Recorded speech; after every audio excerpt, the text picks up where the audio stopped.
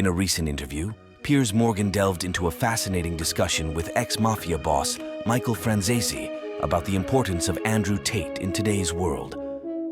The conversation highlighted the unique perspective and valuable insights that Andrew Tate brings to various societal issues. Stay tuned to discover why many believe that Andrew Tate's presence is essential in shaping the current global landscape.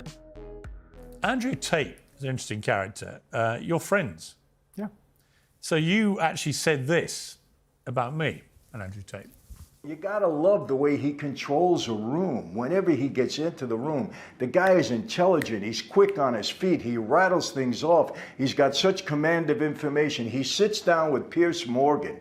Now, Piers Morgan, one of the best out there, and he's brutal. He doesn't hold back, he comes after you, he's not taking it easy. But Andrew sat down with him, and I'm telling you, he controls the room, even with Piers Morgan.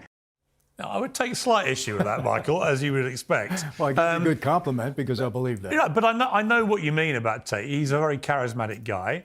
A lot of people love him. A lot of people hate him. We don't know the truth about these charges he's facing. We'll have to see how that all plays out. What do you think about his influence on young men in particular? Because I know lots of mothers who are very concerned about what they see as a bad influence, particularly as they see it, misogynist views about women. What do you think of him? Well, look, I think Andrew could be abrasive at times. I don't agree with, look, I have a wife and 5 daughters. And my wife, anybody will tell you, I put her up on a pedestal. My daughters are all very independent. So when you see Andrew Tate say women should stay at home, they shouldn't go out to work, the man should be in control of them, they shouldn't even go out without his permission. When you hear him say all that stuff. I don't agree with that, okay? I think I understand what he's saying. He wants to be the man in the house. He wants to be the provider, the protector. I agree with all of that, yes.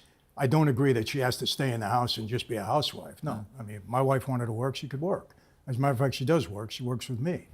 But I think his message to young men is vital because I think there's been such a feminization of men, especially in our country, that it's terrible. I mean, it's affecting our military. It's affecting, I mean, I have 5 daughters that say, Dad, I can't find a good guy, you know, and they mean it, you know, and we see what's happening. So we need men to Has it crossed your mind that that might be because they don't want to meet Daddy?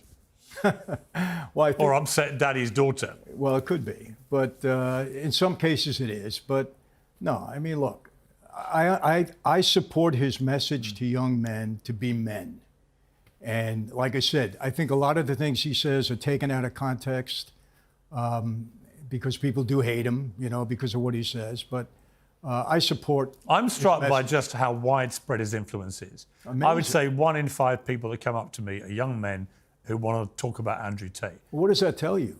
Well, it tells me men are hungry for a mentor. Yeah, it tells me that they're hungry for someone who isn't going to demonize young men in the way they feel they've been demonized. I think there's no doubt about that. I just have a real problem when he goes off on his misogynist rants. I have a daughter.